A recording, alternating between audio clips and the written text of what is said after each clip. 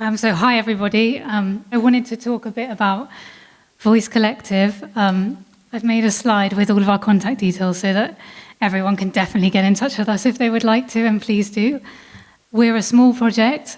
Usually there's 1 or 2 paid staff and then volunteers, and we do quite a few different things, and I thought I'd share some of those things and then some of the reasons why they're innovative or why our approach is a bit different, and we try and be different.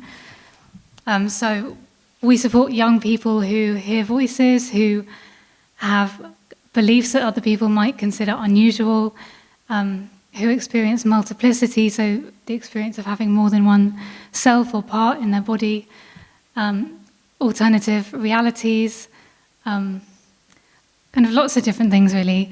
And we also support their parents and carers, also siblings we mentioned today, and friends get in touch with us, and kind of professionals and workers who support them. So sometimes we're supporting maybe a parent or an adult in a young person's life, even if the young person doesn't want to talk to us, and that kind of works as well. So we talk to young people one-to-one, like at Mind in Camden where we're based, but also on the telephone and email. And those conversations that we have can feel different because, for a couple of reasons, a lot of the people at Voice Collective have had experience of hearing voices or other things, like lots of things, distress as a young person, and we talk about that in our conversations. And sometimes young people can trust us because they, they want to speak to someone who's been through it too. And also, we're a third sector, we're a charity, so we don't use labels, and maybe that's easier for us being a charity, but say the word psychosis, we don't use, and that we find that opens up other alternative kind of possibilities, understandings, conversations.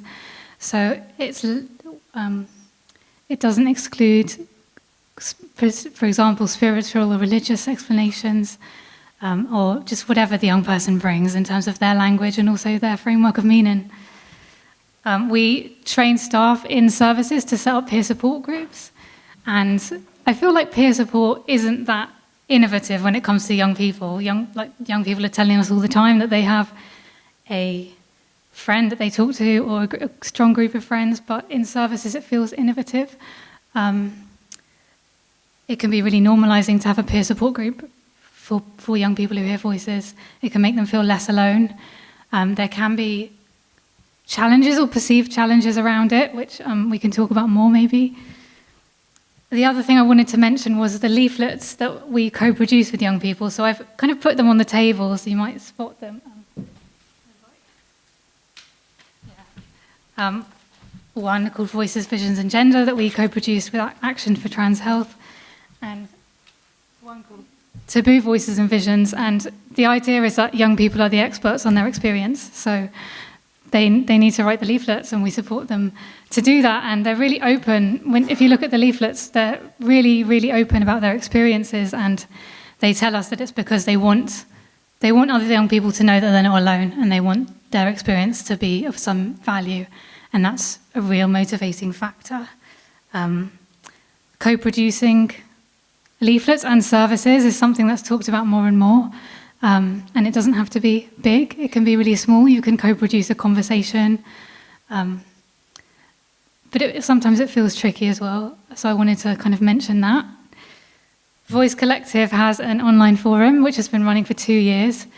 I've got the front page of the forum, and I'd ask you not to tweet this slide, because the contents are confidential, which is why they're like covered up bits. But it just gives an idea of the spaces where young people can talk to each other. And the forum, like online support, is becoming more and more common for young people. There's really big online forums. We're learning as we go along. One of the real advantages is it's anonymous. Young people can talk to each other without naming who they are, and that's so they can access it where they wouldn't necessarily access other services. There can be challenges as well, which I wanted to name. It can be hard to know the impact of the forum. But I guess as a provocation, I just wanted to... So there was a young person, I recently posted on the forum, how do you find the forum? And a young person posted back, I like the forum because there's no banning. And she'd had an experience of being banned on several other forums, and she found that she was allowed to talk about things on our forum that she wasn't allowed to talk about in services. She's been excluded from lots of other support, and I guess my provocation is how far can we push those boundaries of what we're allowed to talk about and what we can hear from young people in terms of their experiences, their distress, things that voices are saying, and when does it start to feel scary for us?